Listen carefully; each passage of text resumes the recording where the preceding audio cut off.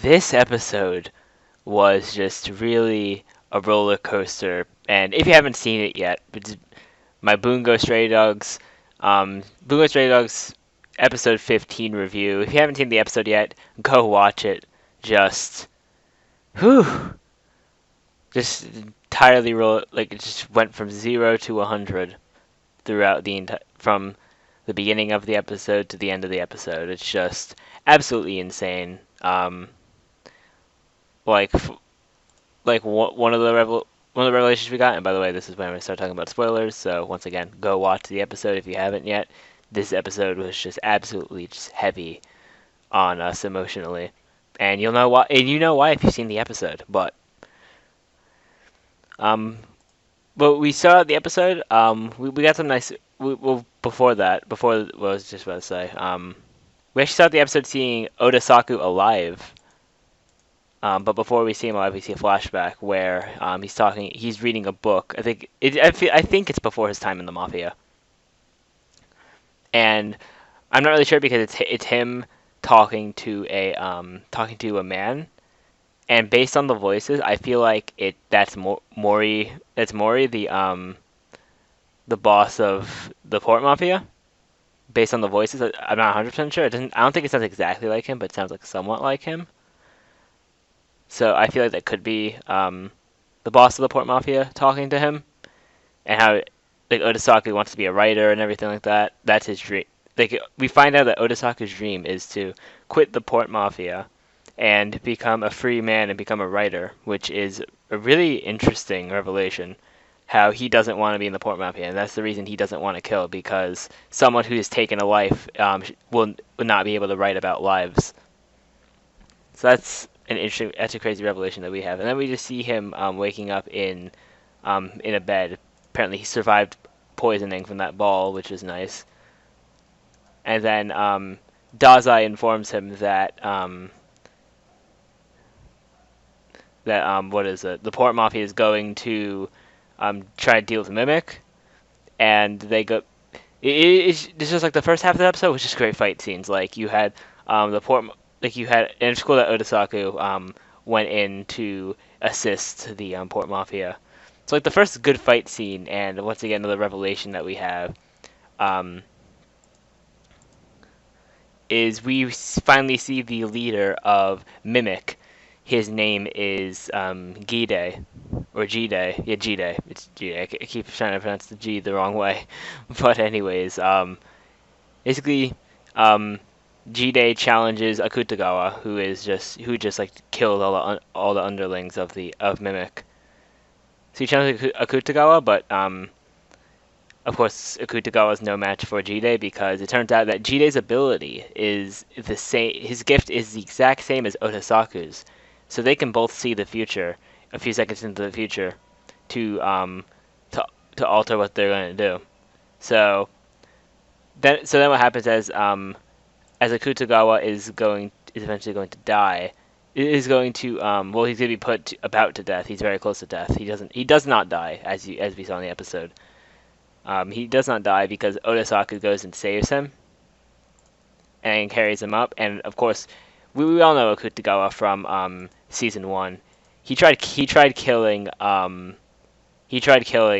Like Odasaku used his ability, and Akutagawa just used his ability to impale him, but of course with the future thing, he was able to get out of that, which is good. And then the next awesome fight, and this awesome scene that we see kind of a bit of Akutagawa versus Oda Saku, and I don't know why I said his name spaced out, Oda Saku, and it was actually really crazy because of the Dazai had actually said to Akutagawa that he would never beat Oda Saku, because I keep trying to say, because some people call him Oda and some people call him Oda Saku. I keep trying to say Oda, but then it just doesn't feel right, so I say Oda Saku. but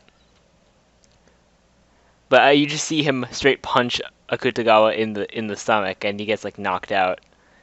And then the last of the fights, because it is only half the episode where all these fights are happening, which is it's not half the episode. He has this was the best fight of the episode, of the 3 fights.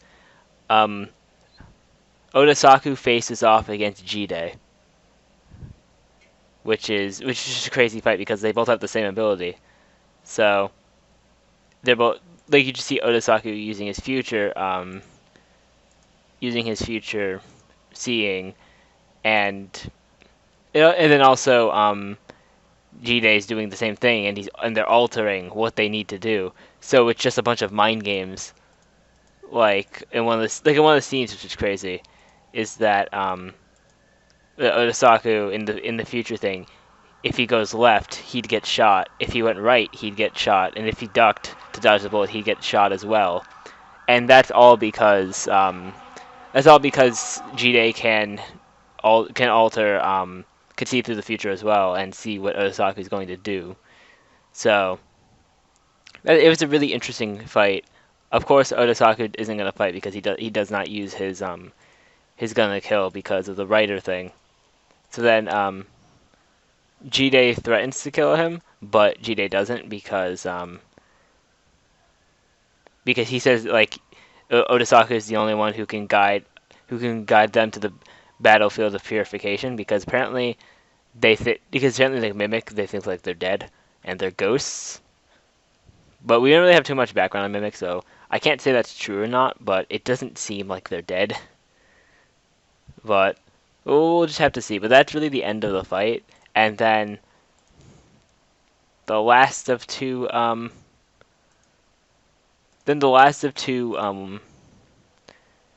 revelation I mean the two last revelations, the first of these two being that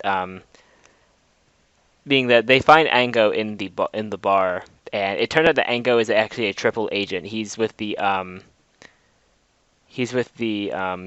like the thing for the I think it was like the thing for the UN, like the Ministry of Internal Affairs division for gifted or something like that. So Ango is actually part of like the government, but then he was put into the port mafia to investigate the port mafia, and then he becomes a triple agent in Mimic, which is just like, wait, this man's doing all this, but but then but then eventually Ango makes they tell Ango to leave, and Ango makes the statement um where if the like if any of these any of these organizations like the ministry, the gifted division of like the government or whatever it is. I don't really remember the name of it. Like that thing where Ango like originally works. If like that, the Port Mafia and Mimic, like those things don't exist, then maybe we can come here as free men. And then Dazai just stopped him. Probably because Dazai doesn't think that any of those things will change. But and then we have like the biggest revelation of them all in this episode that just turned the feels like well, like you're feeling all hype about all these fights that happen, and it just takes an entire 180. Just you see Odasaku going to the restaurant that he goes to usually with the man and then the kids. He goes inside. He sees that the man had been brutally murdered, and then he goes up to the kids' room. They're not in there, but then he sees a map on the wall. He looks out in the window, and these kids are in a truck, and he jumps out the window to go to save them, but then the truck explodes, and that really just hit me. And what hit me just as hard, which made it a double effect, was and really props to the voice actor of Odasaku, because Odasaku let out a scream of a lot of agony and just because and a lot of pain because his throat was hurting, probably because he was right next to the explosion when it happened. But he heard screaming, but he realized that he was the one screaming, and that also just like hits you like because of all this that's happening, you just don't know anymore, and you're just screaming. You don't even know that you're screaming,